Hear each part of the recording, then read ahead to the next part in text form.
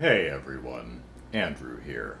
Happy E3, happy Pride Month, and, where applicable, happy birthday. So in this video, I'm going to talk about the 5 video games I'm most excited to learn more about this year at E3, if we're so lucky to actually learn more about them this year at E3. So, in alphabetical order, the first one is Astral Chain, new game from Platinum Games. That's pretty much what excites me about it, because their games are really good and a lot of fun. Wonderful 101, Bayonetta, just really solid, good, fun action games to play, and this looks like another one. It's got a really nice look to it. Hard to tell exactly what you're doing. You seem to be summoning like a robot that you're attached to via a chain. An astral chain? I love that title, by the way. Astral Chain. That's great. And a lot of the fighting attacks seem to be wrapping folks in chains and dropping down from the ceiling and bundling them up in a chain, kind of like Spider-Man, but with a chain. There's a big kitty, and that's cool. There appear to be it appears to be a little bit somewhat of an open world where you can walk around and see and do stuff. There looks part of the trailer has like a almost a Batman rewind time kind of detective mode looking thing. There's one scene where you seem to be chasing down a purse snatcher or something. You just wrap him with a chain. At the end of there's even a part where you wander around the city in a mascot costume picking up trash. I mean, this looks like a lot of fun. So I'm really excited to learn more about this one. And since it's supposed to be out this year, I think there's a good chance we will. The next one I'm excited about, speaking of Platinum Games, is Bayonetta 3. I have a suspicion we're probably not going to see much, if anything, on Bayonetta this year at E3, but would love to be wrong about that. I love Bayonetta 1, I love Bayonetta 2, and I'm assuming that I'll love Bayonetta 3. And if it sucks, I'll force myself to like it. No. The great thing about Bayonetta is she has... As you play the game and play the game well, you rack up currency that you can use to buy even more fighting moves with which to punch angels in the face and kick them in the butt. And I keep spending all that on new costumes. Because that's the best thing to spend your hard-earned cash on in Bayonetta is more outfits for Bayonetta.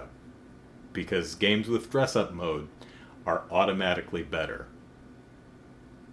Automatically. The next one I'm looking forward to is Ghost of Tsushima.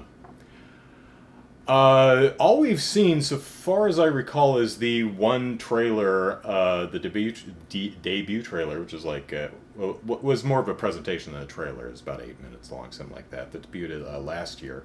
And looked really, really nice. It's a samurai game. It takes place in... years past Japan, the Mongol horde is invading, and so you've got a sword and you must stop them.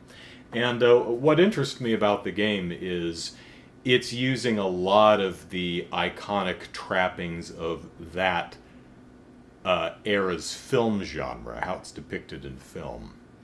You know, when two people are facing off, and then, grabs his sword to decide which is still sheathed, and the other guy makes a move and whack! And the other guy's like, ah! And holds in place and then falls over, and where you stick people and yank out a sword and they go because people are water balloons, high pressured water balloons, and that's how that works.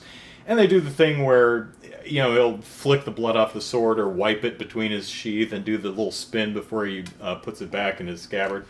I love that crap. It looks so cool. There's a part where he storms a little temple, and he's in the rafters, and he drops down, and he beats up a bunch of people. There's a guy outside on the other side of the paper screen. He stabs him through the screen. And stuff you see in these kinds of movies. It's just great to see that so perfectly represented in in-game form. I also like the fact that the woman that our protagonist meets on the road, don't know if she'd be a character who's with you throughout the game, or maybe only for this chapter of the game. But she's another fighter, shinobi maybe, uses primarily bow and arrow. What I really liked is she's an older woman instead of what you would probably expect, which is a 20-year-old buxom ninja in a really short kimono, you know? The kind of stuff you typically see in the Ninja Gaiden games or Tenchu games. It was really nice just to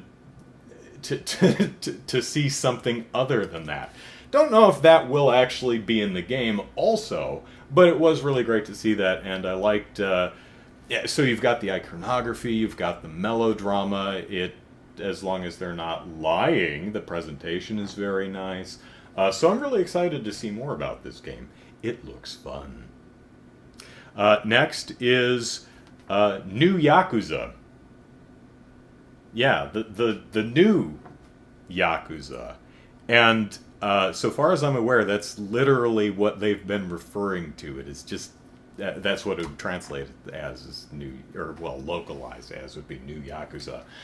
And I'm a huge fan of the Yakuza games, and we know almost nothing, at least this side of the pond. I haven't been scouring like Famitsu magazine or anything, but it's got a new dude in it, so that's cool. It's more Yakuza, so I want to know more. I guess I'll have to tide myself over with Judgment, which comes out at the end of the month, which is not Yakuza, but it takes place in the same world, literally the same city of Kamurocho. So, looking forward to that. But yes, tell me more about New Yakuza, Sega.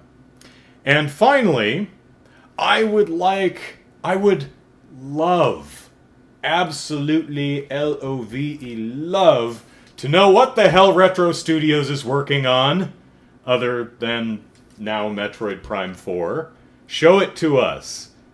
If you saw my last video where I was doing E3 predictions, we're going to see it, and if I'm right, I want to see it, because the last game that Retro put out was Donkey Kong Tropical Freeze, and that was a little over 5 years ago now. They have to have been doing something. Doesn't mean it wasn't junk, or that we'll ever see it, but I'd like to know, guys. Let me know. I have a mind. It is inquiring, and it would like to know. So, those are my top 5 games that I want to know more about. Hey, what are yours? Put them in the comments. Or tweet them at me or something. Am I completely uninterested in any other game? Well, no. I just arbitrarily picked 5. So, I'd like to know more about Luigi's Mansion 3 also. So, that's it for me. Have a happy E3. I have to watch EA's presentation now. I have to. I don't want to. I really don't want to. But I have to. It is the price we pay for being gamers.